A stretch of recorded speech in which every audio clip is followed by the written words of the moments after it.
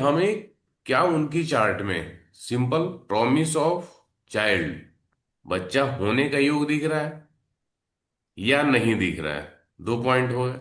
और तीसरी पॉइंट ये है कि जैसे जो प्रॉब्लमेटिक सिचुएशन दिख रहे हैं, मतलब प्रॉमिस ऑफ इवेंट यानी फिफ्थ हाउस के साथ साथ जो निगेटिव हाउसेज हैं वो दिख रहे हैं, तो फिर दशा का रोल हो जाएगा कि दशा सपोर्टिव है कि नहीं है और किस प्रकार से होगा। आप समझ रहे हैं? जैसे एक चार्ट में मैंने आपको बताया पिछली ही क्लास में कि हम्म। राहु था, तो मैंने ये बोला कि डॉक्टर आपको मिसगाइड हो सकते हैं, तो आपको हम्म। दूसरी जगह दिखाना चाहिए। हम्म। तो वो गए। अब इस डॉक्टर ने ये बोला कि इन्फेक्शन हुआ है और आपको इंजेक्शन लगानी पड़ेगी, तो कुछ इंजेक्शन का डोज है वो लग रहा है। अब हो सकता है दूसरे के पास जाए और वहां कोई इशू ना हो, क्योंकि ऐसा होता है देखने में। जो हमारे पास चार्ट्स आते हैं, लोग कंसल्टेशन लेते हैं। एक अहमदाबाद के क्लाइंट थे, तो उनको डॉक्टर ने बोला, एक ने, कि ऐसे नॉर्मल वे में कंसीव नहीं हो सकता, आईवीएफ करनी पड़ेगी। एक बार आईवीएफ उन्होंने कराया, फेल हो गया। उसके बाद वो लोग कोई भी ऐसा जो समय नहीं बनाया, जैसे आगे वो आईवीएफ की तरफ फिर नहीं गए और नॉर्मल वे में ही कंसीव हुआ और एक बेटी हुई। यानी दूसरे डॉक्टर के बाद आईवीएफ जब एक फेल हो गया तो उस डॉक्टर का ट्रीटमेंट उन लोगों ने छोड़ दिया। फिर ऐसे ही विचार हुआ, एक दूसरे डॉक्टर से दिखाया तो उन्होंने कहा नहीं, कोई इशू नहीं है, आईवीएफ की कोई आवश्यकता नहीं है, ऐसे ही हो जाएगा। आप समझ रहे हैं? तो ये चीजें होती हैं। तो हमें सामान्य तौर पे अपने आप को, आप अभी प्राइमरी तौर पे यही रखिए कि क्या किसी के चार्ट में प्रॉब्लम दिख रहा है, किसी के चार्ट में प्रॉब्लम नहीं दिख रहा है। सिंपल सी बात।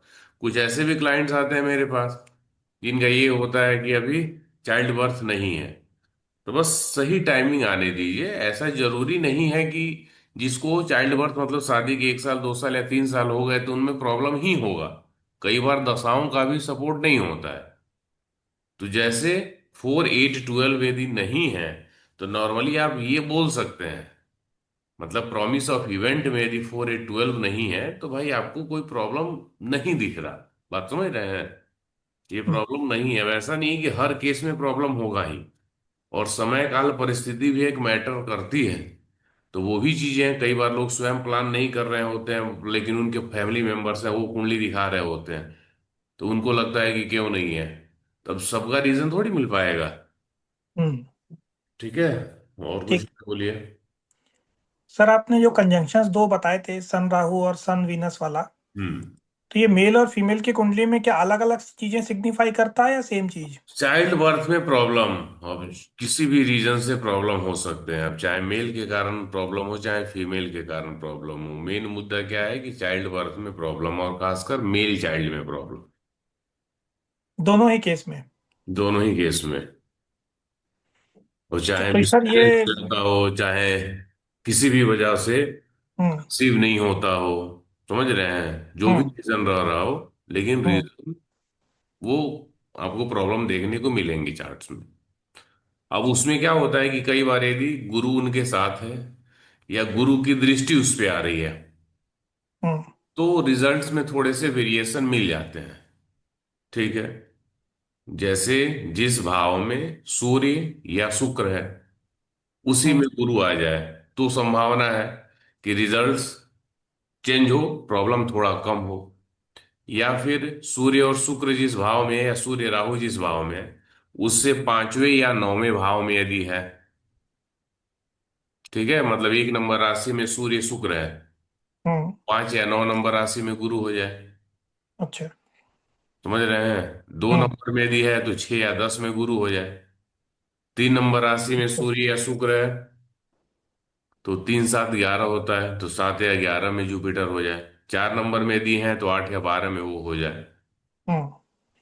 ठीक है। या फिर इनसे सातवें पर हो, गुरु की 3 दृष्टि होती है, 5 7 9, तो पांचवा वाला आपने समझ लिया। हम्म। फिर सातवें में जैसे 1 नंबर राशि में यदि सूर्य शुक्र है तो 7 नंबर राशि में गुरु हो। अब गुरु की कोई भी दृष्टि आ रही हो?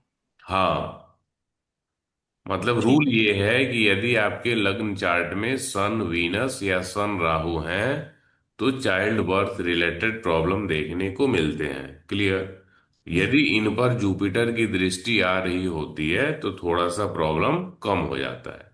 लेकिन यदि जुपिटर इटसेल्फ स्वयं 4 8 12 का रिजल्ट दे रहा हो, 5 8 12 का रिजल्ट दे रहा हो, तो फिर हम्म। मुझे नहीं लगता कि आपको रिजल्ट में कुछ चेंज मिलेगा। समझ रहे हैं क्यों?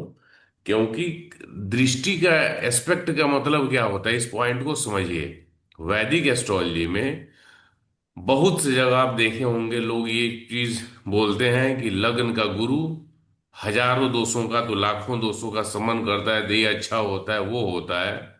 एक अकेला गुरु लग्न में है तो सब कुछ सही होगा। और मुझे लगता है कि मैं 3 4 वीडियो से ऊपर डाल चुका हूं लोगों की कुंडलियों में, और सैकड़ों कुंडलियां ऐसी मिली हैं कि सिर्फ लग्न में गुरु हो जाने से चीजें नहीं होती हैं। बात समझ रहे हैं? सिर्फ लग्न में गुरु है तो सिर्फ इस बेस पे सही नहीं होगा, क्योंकि वो रिजल्ट क्या दे रहा है ये इंपॉर्टेंट है।